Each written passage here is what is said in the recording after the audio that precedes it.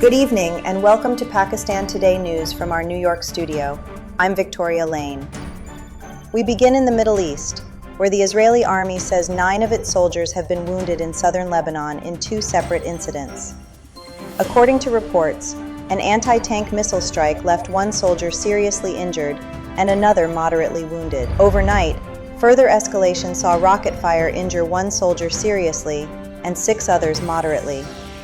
Israeli military officials have confirmed the attacks, underscoring continued volatility and exchanges of fire along the southern Lebanese border, as tensions remain high in the region. In a related development, Iraqi fighters aligned with Iran have reportedly targeted multiple air bases and an international airport in neighboring Jordan. According to reports citing Iraqi media, the alleged targets included key military installations such as King Faisal Air Base, King Abdullah Air Base, and Muwafaq Salti Air Base, as well as Queen Alia International Airport. Authorities have yet to confirm the extent of any damage or casualties.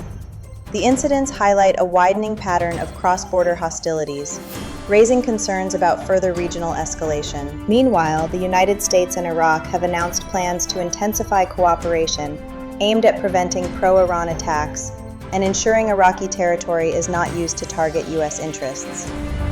In a statement from the U.S. Embassy in Baghdad, both sides agreed to strengthen joint efforts to prevent attacks against Iraqi citizens, security forces, and strategic facilities, as well as U.S. personnel and diplomatic missions.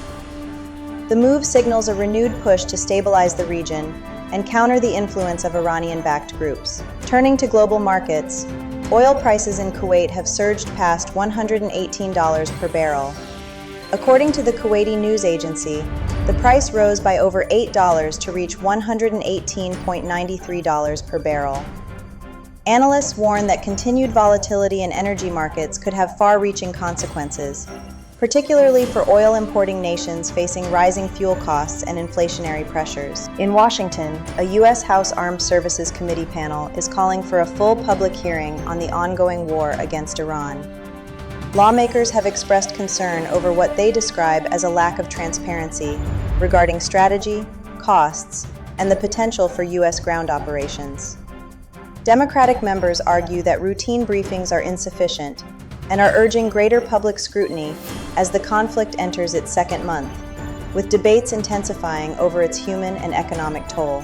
In South Asia, India's Defense Acquisition Council has approved approximately $25 billion in defense purchases, marking its largest procurement in a single fiscal year. The acquisitions include additional Russian-made S-400 air defense systems, along with transport aircraft, armed drones, upgraded fighter jet engines, and advanced artillery and surveillance equipment.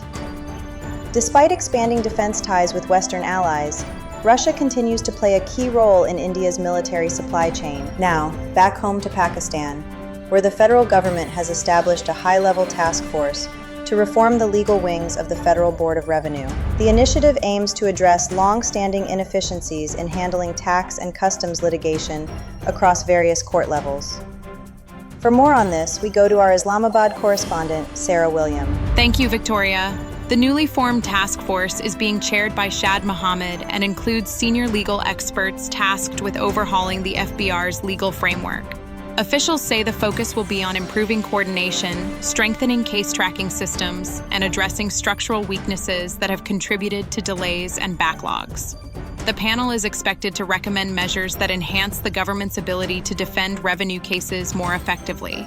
Importantly, the task force has been given a deadline of April 15, 2026 to submit its findings, signaling urgency in implementing reforms. Thank you, Sarah, for that update. The government hopes these reforms will significantly improve the enforcement of tax and customs laws while reducing the burden on courts and ensuring more efficient revenue collection mechanisms. That's all for now. You're watching Pakistan Today News. I'm Victoria Lane.